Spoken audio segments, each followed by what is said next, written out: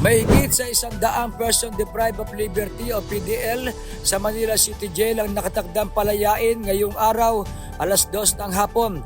Ayon kay Manila City Jail Male Dormer Superintendent Lino Soriano, maagang pamasko sa 130 PDL ang palalayain sa ilalim ng Project Lino o layang inaasam sa napapanahong okasyon.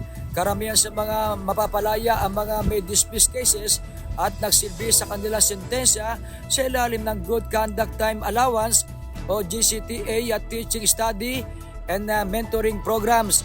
Ang Good Conduct Time Allowance o GCTA ay isang pribilehiyong ipinagkakaloob sa isang bilanggo na kulong o napatunayang nagkasala sa pamamagitan ng pinal na hatol na nagbibigay daan na mabawasan ng sentensya ng pagkakakulong o serbisyo ng sentensya bilang gantimpala para sa mabuting asal o huwarang pag-ugali. Ipinanukala din ni Director Gregorio Katapang ng Bucor ang paglipat sa ilang inmate ng BJMP sa Bucor. Nasa 3,000 hanggang 5,000 bilanggo ang inaasang palalayain ngayong buwan ayon sa Bureau of Jail Management and Penology. Batay sa record mula sa January 2023, mayroong mahigit sa 5,500 babae at lalaki ang nakakulong ngayon sa Manila City Jail.